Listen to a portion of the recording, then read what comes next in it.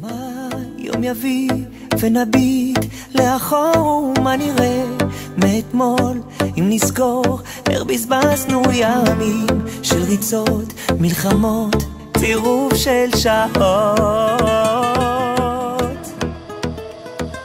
אין לנו זמן. J'ai envie de te parler d'un fléau, une maladie. Une maladie qui touche tout le monde actuellement. Et qui te touche même à toi. Mais des fois, tu vois, tu le remarques même pas. Avant, cette maladie-là, ce fléau-là, on le remarquait pas. Parce que la vie était différente. Et au fil du temps, au fil des années, ce fléau-là, eh ben, il s'est propagé. Alors peut-être que cette vidéo-là, elle va être censurée par YouTube. Mais c'est pas grave. J'ai besoin de te faire comprendre quelque chose. Tu vois, le fléau actuellement, la maladie que tout le monde a, c'est qu'on fait très attention au regard des autres. Que pensent les autres sur nous? On fait très attention à ça. Mais ce qu'on pense nous, ça part aux oubliettes. On va avoir un comportement qui va générer des choses, des gestes, des mouvements, des façons de se comporter par rapport à ce que les gens vont penser de nous. C'est qu'en fait, on va utiliser, comme on voit actuellement, les réseaux sociaux. C'est une plaie. Les réseaux sociaux sont une plaie. Tu prends par exemple Facebook. Facebook, c'est un truc génial, c'est vrai. C'est extraordinaire ce qu'il a fait. Mais quand tu regardes, qu'est-ce que tu vas mettre sur Facebook? Tes meilleurs moments, la photo de tes enfants, ton statut si tu es célibataire ou tu es marié. Tu vas mettre tes vacances. Mais tu vas mettre que les bons moments de ta vie.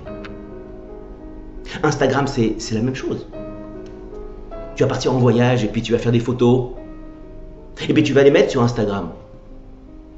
Tu sais pourquoi? Parce que tu vas faire voir, tu vas montrer aux autres, aux personnes qui sont autour de toi, les meilleurs moments de ta vie. Mais au final, t'es comme ça? T'es vraiment comme tu le dis sur Facebook, comme tu le dis sur Instagram et tous les autres réseaux sociaux? Non. On fait très attention au regard des autres. On a besoin de savoir ce que les gens pensent de nous. Et ça, c'est un fléau. Ça, c'est une maladie. Alors, qu'est-ce que tu vas faire? Tu vas commencer à suivre le cycle normal. Oui, tu vas aller à l'école. Et puis, après, tu vas aller à la fac. Comme tout le monde, tu vas suivre le cycle normal. Et puis, quand tu vas sortir de la fac, eh ben, après quelques temps, tu vas te marier. Et puis, tu vas trouver un travail. Mais quand tu regardes un petit peu ta vie, tu as été à l'école, tu as été à la fac, tu as suivi des études parce que il fallait aller dans ce chemin-là, pour ces études-là. Pourquoi? Parce qu'il y a du débouché. Mais au fond de toi, c'est pas ce que tu avais envie. Tu vas te marier avec une femme parce que tu n'as pas le choix, on t'a dit que c'était une bonne famille.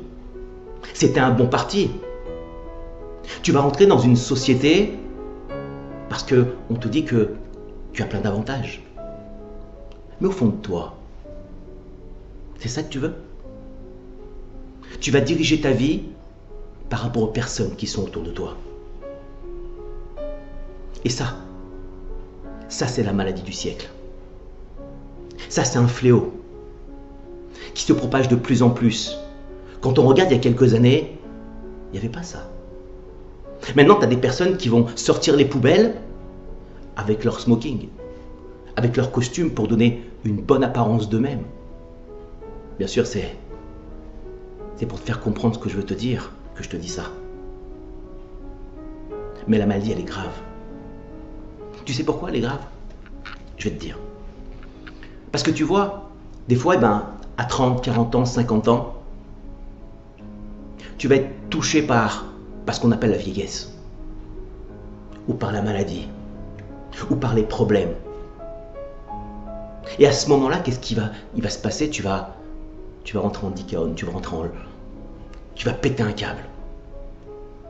Il y en a plein comme ça dans les hôpitaux, qui souffrent qu'on ne les regarde plus, qu'on ne fait plus attention à eux. Regarde ces personnes-là qui à un moment de leur vie sont touchées par la maladie. Ils restent cloîtrés chez eux, ils ne bougent plus. Pourquoi? Parce qu'ils ont peur de sortir. Ils ont peur qu'on les regarde du coin de l'œil différemment de ce qu'ils étaient avant. Regarde ces personnes-là qui divorcent. Avant, c'était honteux de parler de divorce. Maintenant, c'est devenu une mode. Mais on fait attention de ne pas le dire à tout le monde. Pourquoi? Parce que c'est une honte quand même. On a raté notre vie. On ne va pas le mettre sur Facebook, ni sur Instagram. Pourquoi? Parce que c'est négatif. C'est quelque chose qui va nous porter un préjudice dans notre vie. Mais franchement, c'est ça ta vie? Tu penses que la vie, c'est de montrer que les beaux côtés des choses? Tu crois que les personnes qui sont les personnes publiques, elles ont que des bons côtés? Bah tu te trompes. Tu te trompes, c'est pas ça la vie. Parce qu'à un moment donné de ta vie, à 30, 40, 50 ans, eh ben, tu vas péter un câble. Et tu vas avoir une dépression. Pourquoi? Parce que tu n'arrives plus à attirer le regard des autres sur toi. Et qu'est-ce qui se passe? Tu pars en dicaone, tu pètes un câble. Et c'est pas ça la vraie vie. Regarde, je vais te raconter une histoire pour te faire comprendre ce que je veux te dire. Un jour, il y avait une fleur. Une fleur qui se trouvait dans un magnifique jardin. Et cette fleur-là, tout le temps, elle se préoccupait de sa vie, de ses pétales, de son apparence extérieure, de son odeur. Et un jour, il y a un sage jardinier qui est passé. Et il a remarqué ça. Et il s'est rapproché de la fleur et il lui a dit, parce qu'il comprenait le langage des fleurs. Il lui a dit, arrête de te préoccuper de toi. Tu n'es pas là pour toi. Tu es là pour les autres. Pour donner de la beauté à ce jardin-là. Pour ton odeur. Mais arrête de te préoccuper de toi. Après un certain temps, la fleur a compris que c'était pas elle et qu'au final, eh ben, ses pétales, elles vont tomber. Et qu'elle va finir. Elle n'aura pas le choix de partir. Alors qu'est-ce qu'elle a fait? Elle ne s'est plus préoccupée de sa vie, de son aspect extérieur. Elle s'est préoccupée de donner du bonheur à ceux qui venaient la sentir. Jusqu'à que même les abeilles venaient et prenaient son nectar. Les papillons se posaient dessus. Elle a compris qu'il fallait donner de l'amour aux autres pour pouvoir y arriver. Et que ça ne servait à rien de se préoccuper du regard des autres. Combien on se préoccupe du regard des autres, mais on souffre de ça. Et puis à un moment donné de notre vie, on ne comprend plus rien. Et on part en dépression. Tu vois, à un moment donné de notre vie, il faut changer. Il faut comprendre que ce fléau-là, il est dangereux pour nous. Et tu vois, regarde, si tu commences à changer maintenant, à penser comme toi tu as envie de penser, pas comme les autres te disent de penser, à parler comme toi tu as envie de parler, pas comme les autres te disent quoi dire, à te comporter comme tu as envie, avec les mouvements et les gestes que tu as envie de faire, sans faire attention au regard des autres, et tu vas voir que tous tes amis qu'il y a autour de toi, ils vont partir un après l'autre. Tu vas plus les voir, tu vas avoir une autre catégorie d'amis. Pourquoi? Parce que tout simplement, les personnes qu'il y avait avant géraient ta vie. Géraient ta vie en pensant que on va lui dire qu'il fasse comme ça. Parce que son comportement, il faut qu'il rentre dans le moule. Mais dès que tu rentres plus dans le moule, tous tes amis s'en vont. Tu n'as plus le même comportement que les autres. Tu as ton comportement à toi. C'est ça, la maladie du siècle. Et ça, il faut se battre. Il faut se battre pour penser comme on veut penser. Réfléchir comme on veut réfléchir. Se comporter comme on veut se comporter. Et arrêter de regarder autour de nous. Parce que c'est pas eux qui sont en train de se battre quand on a des problèmes. C'est toi. C'est toi qui te bats contre toi-même quand tu es en dépression, quand tu es en dicaone. C'est pas eux qui sont en train de se battre. Au contraire, ils vont dire le pauvre.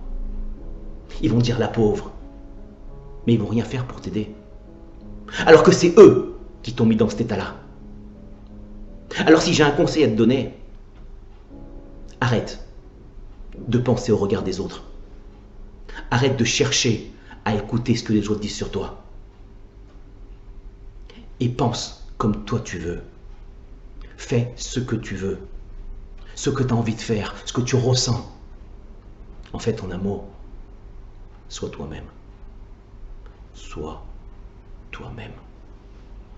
ונביט לאחור מה נראה מאתמול אם נזכור איך בזבזנו ימים של ריצות, מלחמות, צירוף של שעות